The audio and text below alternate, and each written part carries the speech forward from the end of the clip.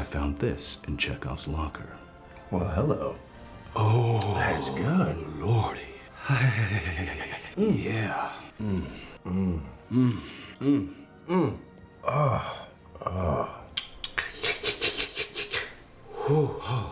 If there's one thing that made Star Trek unlike anything else on television, it was its vision of the future.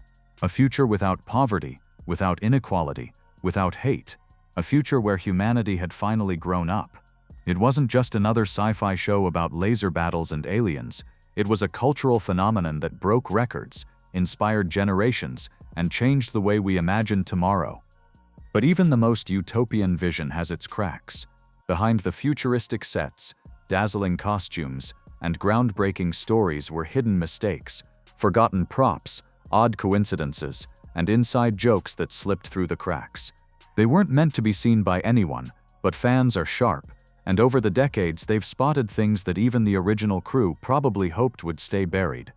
From continuity slip-ups on the bridge, to forgotten stage markers, to cultural moments that almost never made it on air, Star Trek is filled with details fans were never supposed to notice.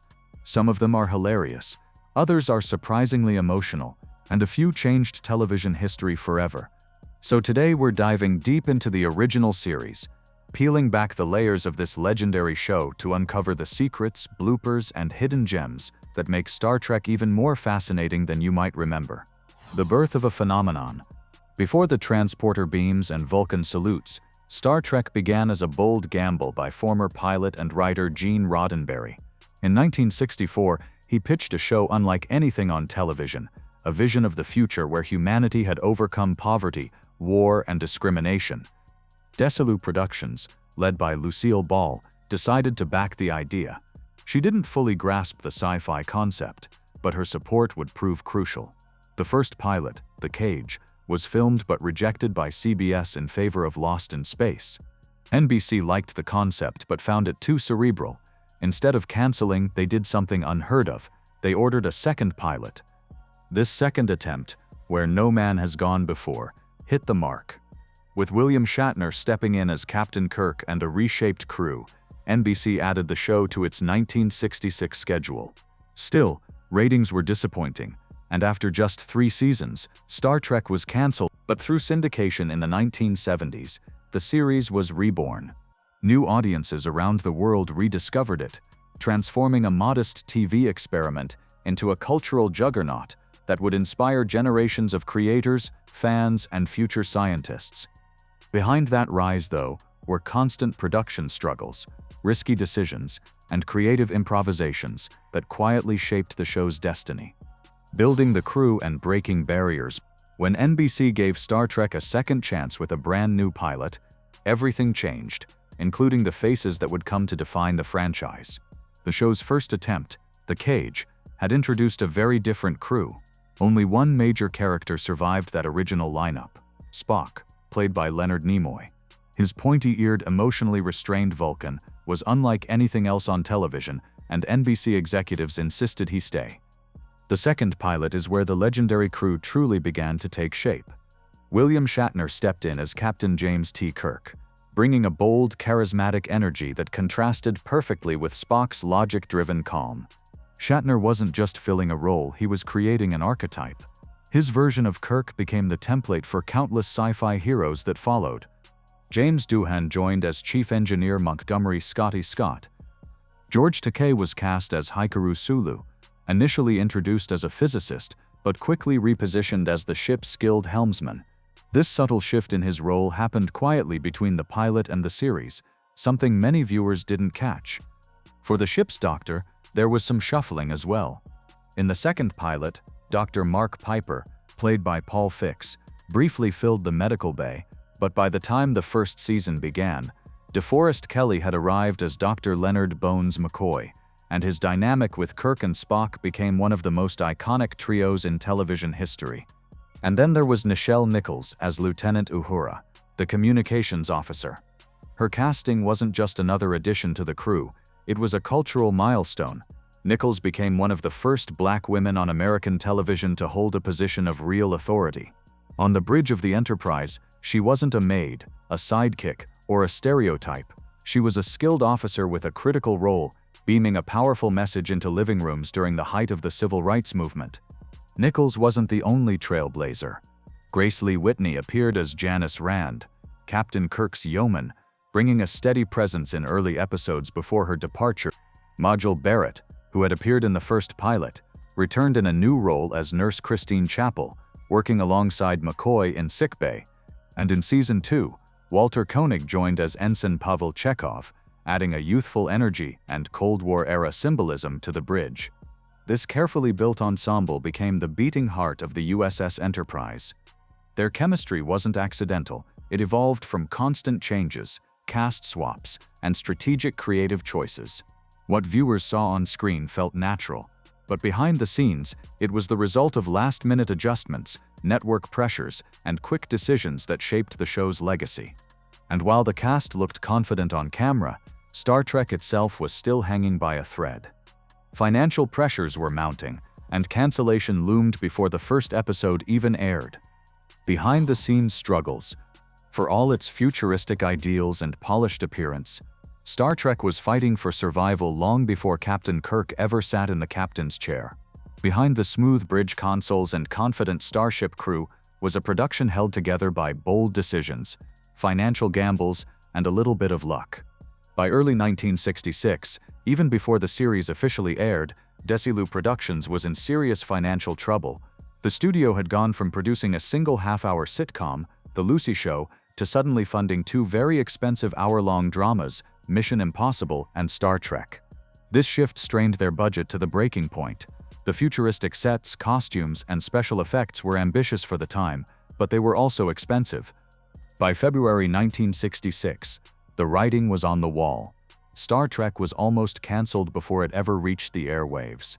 It was Herbert Solow, the executive who had championed Gene Roddenberry's vision from the start, who stepped in.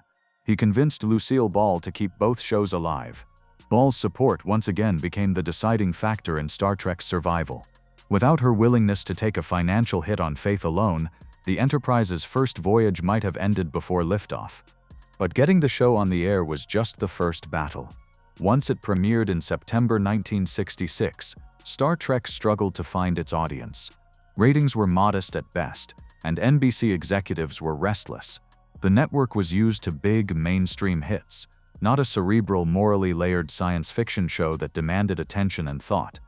After only 3 seasons, NBC decided to pull the plug.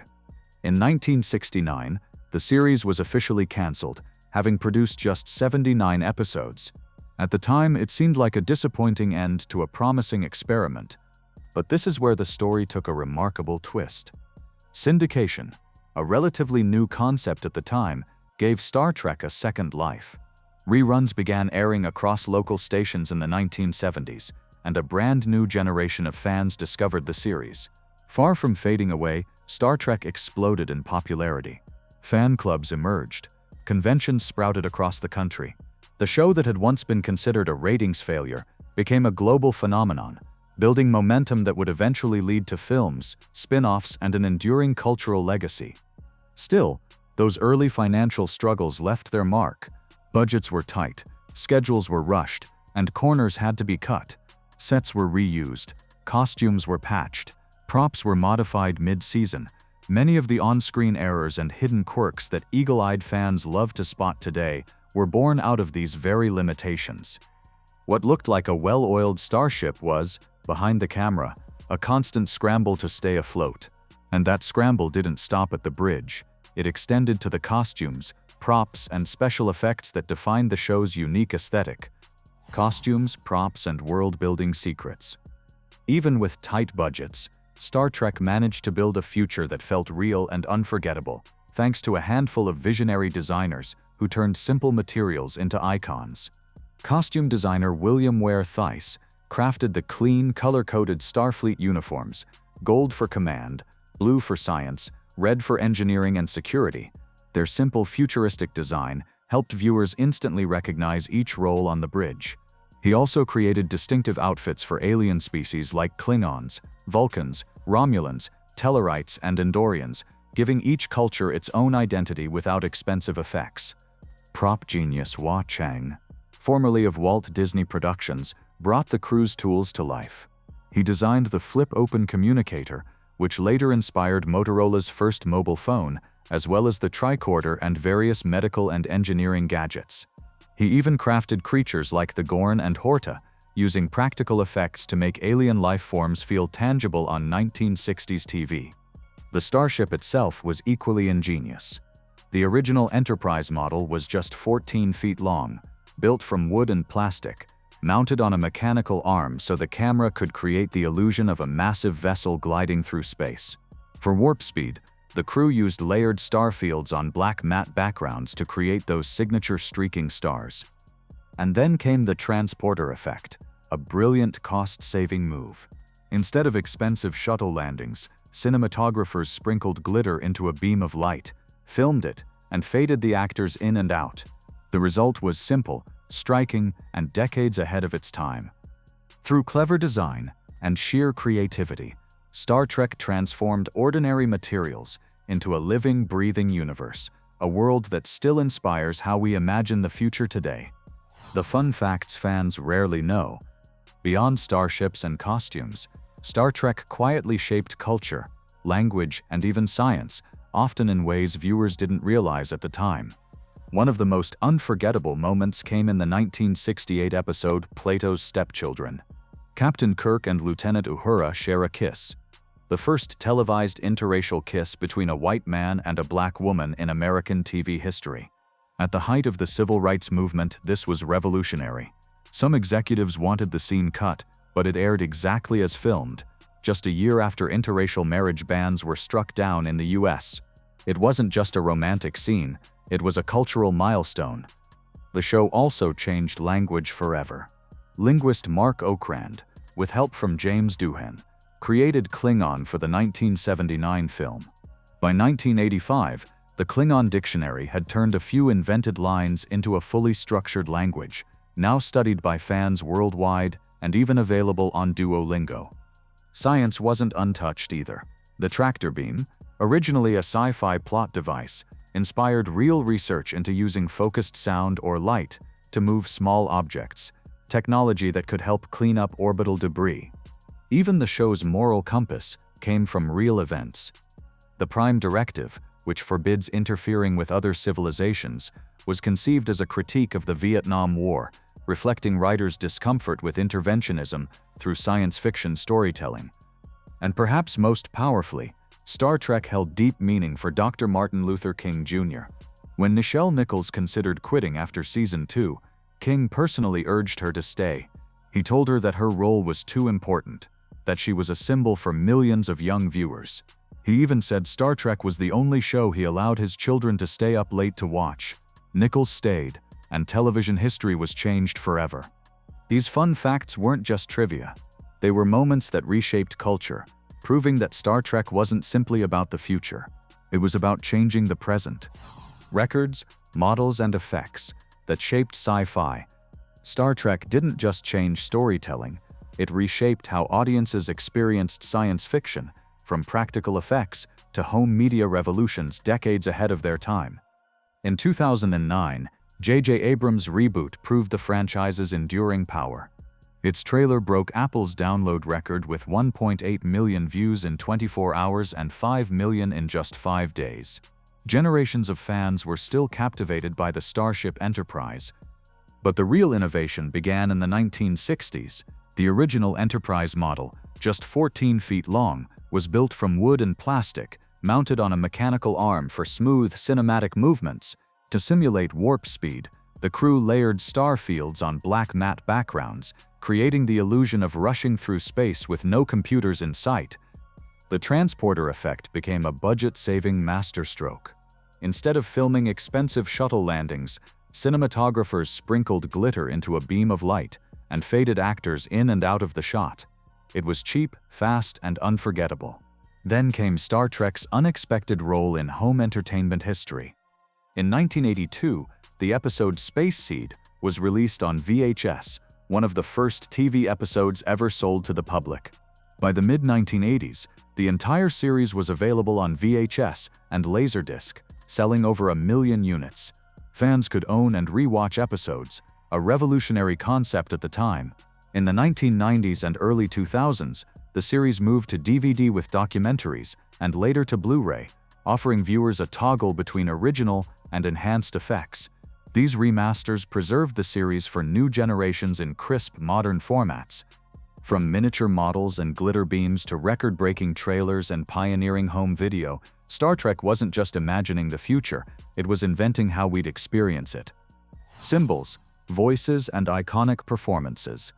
While Star Trek dazzled viewers with its futuristic technology and groundbreaking stories, its true soul lived in the people who brought it to life, the faces, voices, and tiny gestures that became part of cultural history. Some of these moments were carefully crafted, while others emerged entirely by accident, later becoming unforgettable trademarks of the franchise. One of the most iconic gestures in television history, the Vulcan salute, didn't come from the writer's room at all. It came from Leonard Nimoy's childhood. Growing up in New York, Nimoy witnessed Orthodox Jewish congregants performing a blessing called the Shekinah. Their hands formed a split-finger gesture meant to symbolize the Hebrew letter Shin, representing God.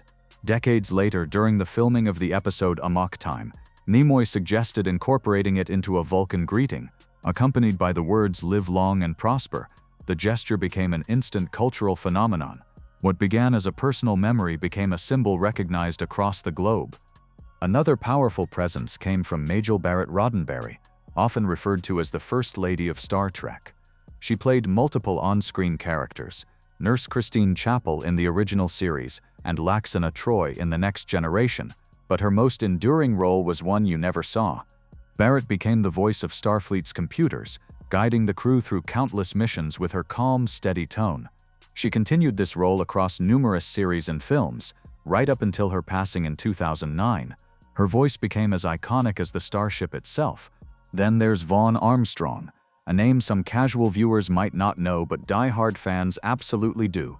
He holds the record for playing the most characters in the franchise, 12 in total. From Klingons to Cardassians to human officers, his range and willingness to disappear under heavy prosthetics made him a hidden backbone of the series.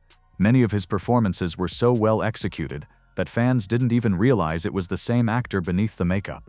Jonathan Frakes, who played Commander William Riker in The Next Generation, added his own accidental legend. After suffering a back injury before joining the show, Frakes developed unique ways of moving on set to stay comfortable. He leaned dramatically on chairs, swung his leg over seatbacks to sit down, and adopted a relaxed but commanding posture. These movements became famous among fans as the Riker lean and the Riker maneuver. What started as a coping mechanism became a defining part of his character's swagger. And then there was Michael Dorn, who portrayed Worf, the stoic Klingon warrior. Dorn appeared in 283 episodes, more than any other actor in the franchise's history, across The Next Generation and Deep Space Nine. His makeup process took up to 3 hours each day, often staying on for 15-hour shoots. His endurance and dedication turned Worf into one of the most beloved figures in the Star Trek universe. These faces, voices, and physical quirks gave the series a human heartbeat beneath the starship hull. They made the future feel personal, grounded, and alive. But while these performances became legendary, not everything on set was intentional. Hidden in plain sight were countless slip-ups, continuity errors, and bloopers, moments that fans with sharp eyes would later treasure like hidden Easter eggs. On-set mistakes fans caught. For all its cultural impact and groundbreaking storytelling, Star Trek: The Original Series was far from perfect when it came to continuity. Shot on tight budgets and even tighter schedules, the crew often had to move at warp speed just to get each episode finished on time. As a result, little errors and slip-ups crept into the final cut, hiding in plain sight. For decades, only the most dedicated fans with eagle eyes would spot them. One of the most amusing errors involves Dr. Leonard Bones McCoy. In Season 1, Episode 6, Mudd's Women, there's a scene where the women beam aboard the Enterprise. McCoy is clearly wearing his standard blue tunic, but in the very next shot, without explanation, his outfit has suddenly changed into a medical smock. It's a simple continuity oversight, but once you notice it, you can't unsee it. Captain Kirk wasn't immune to these mistakes either. In Season 3, Episode 12, Kirk and Spock are tortured by aliens called the Vians. Kirk's arms are chained above his head, stretched wide apart in one camera angle, but when the shot flips to the front, his arms are suddenly bent at the elbows and closer together. The constant back-and-forth switching makes the entire sequence look like a cinematic yo-yo. Even Sulu found himself caught in continuity chaos. In the series' very first episode, Yeoman Rand delivers him a tray of multicolored food cubes. In the wide shot, they're placed neatly in a silver bowl, but in the close-up, they've mysteriously migrated onto a plate. Cut back to the wide shot, and they're back in the bowl again. The cubes themselves didn't move. The props department simply switched containers between takes. Sometimes the errors didn't involve costumes or food. They were literally written into the credits. For 13 episodes in Season 1, George A. Rutter's title was misspelled as Script Supervisor without the second P. Fixing it would have cost money, so the mistake stayed. Then there are the set errors. In Season 1, Episode 9, Dr. Van Gelder pleads with Kirk not to return him to Tantalus. If you look down near his feet, you can actually see the actor's tape marker, a small strip on the floor meant to tell the performer where to stand. It was never meant to appear on camera, but there it is, plain as day. Another blink-and-you-miss-it error involves Yeoman Smith. In Season 1, Episode 3, Kirk is sitting in the captain's chair. In the wide shot, there's no one behind him. But when the camera cuts to the front, Yeoman Smith is suddenly standing right there. No footsteps, no entrance, just poof, she appears like a ghost. Even Spock got caught in the act. In Season 1, Episode 26, while standing on the deck, the camera reveals a section of the wooden plank beneath his feet that was never painted. The crew had simply forgotten to finish the floor, and the unpainted patch stuck out like a sore thumb against the futuristic backdrop. And then there's Nurse Christine Chapel. Over the course of the series, her hairstyle changed several times. In Season 3, Episode 20, The Way to Eden, the production reused a scene from an earlier episode to save money. When Chapel faints, her hairstyle suddenly switches back to her earlier look for a single shot before returning to the current style. It's not a transporter glitch, it's a budget shortcut. Perhaps the funniest mistake of all happens in a prison scene in Season 1, Episode 26. Kirk and Spock are thrown to the ground, but when they land, the crash mat meant to cushion the actors is visible on camera. The alien cell suddenly looks a lot like a stunt rehearsal room. These weren't isolated incidents. They were part of the chaotic, fast-paced reality of 1960s television production. Nobody expected the show to be rewatched in high definition decades later, where every stray prop, unpainted plank, and wardrobe error would be immortalized. But those mistakes were only the beginning. In the 1970s, a new wave of fans would uncover behind-the-scenes bloopers and private reels that the cast never intended for the public to see. Bloopers, ears and private reels gone public. If the on-screen mistakes gave fans a few chuckles, the bloopers and behind-the-scenes reels were pure gold. For years these moments were hidden away, meant only for the cast and crew. But when they finally leaked out to the public, they became a beloved part of Star Trek's legacy, showing the crew not as perfect sci-fi icons, but as real people having fun, messing up, and occasionally swearing at malfunctioning doors. Let's start with Spock's ears, one of the most recognizable features in television history.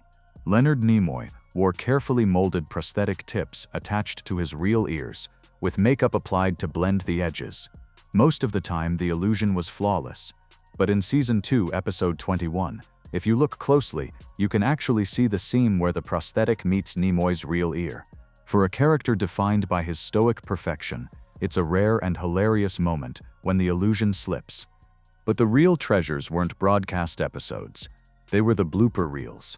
In the 1970s, when Star Trek had been cancelled and only the animated series remained, fan conventions became the beating heart of the franchise. At these early cons, there was one event that fans waited for with bated breath, the showing of the 8mm blooper reels compiled during the original series production. These reels weren't polished promotional material. They were raw clips from the set.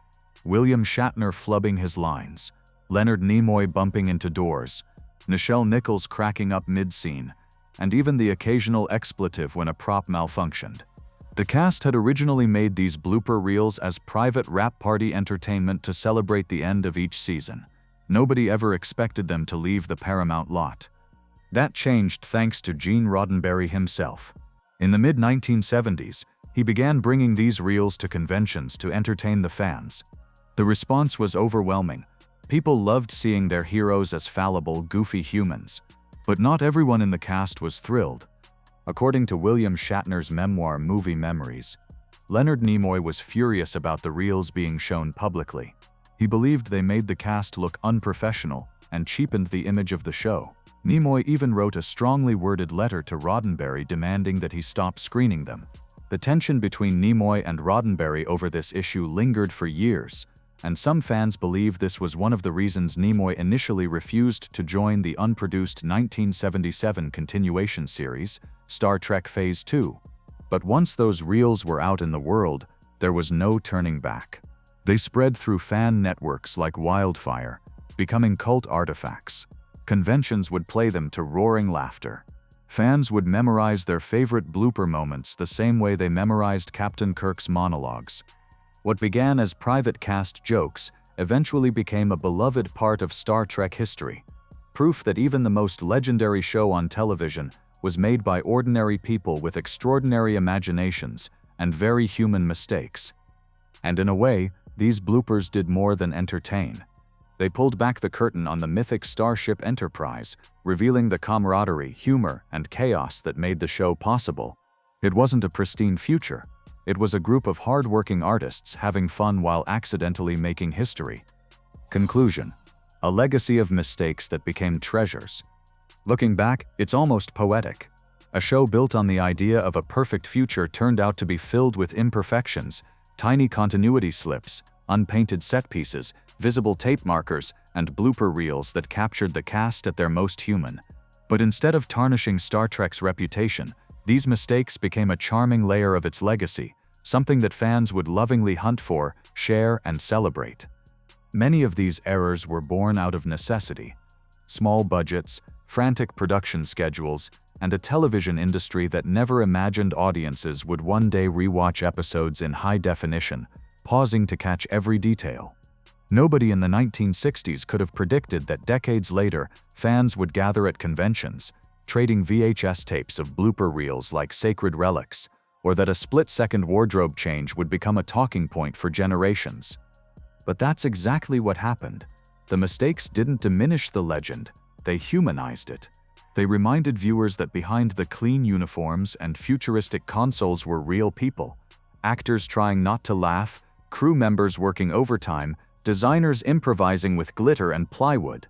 It's that mix of ambition and imperfection that made Star Trek feel alive. William Shatner once remarked that the bloopers showed the cast not as flawless heroes, but as people, and maybe that's why these moments are so loved. They allow fans to step behind the curtain, to feel a little closer to the bridge crew, to see the Enterprise not as a distant icon, but as a set where history was being made by hand. Today, spotting a continuity error or catching a blooper is like discovering a hidden Easter egg, a reward for paying attention. For many fans, these quirks make every rewatch fresh, every scene a little adventure of its own. So the next time you're watching Kirk give a rousing speech or Spock raise his hand in that iconic salute, keep your eyes peeled. There might be a stray tape marker on the floor, a costume change that happens in a blink, or even a visible seam on Spock's ear. Because in the end, Star Trek isn't remembered just for its vision of the future. It's remembered for the human hands that built it, mistakes and all. Which Star Trek blooper or hidden detail caught your eye the most? Do you think these errors take away from the show, or do they make it even more special? Share your thoughts in the comments below, and if you enjoyed this journey through television history, don't forget to like, subscribe, and stay tuned for more fascinating stories from the golden age of Hollywood and beyond.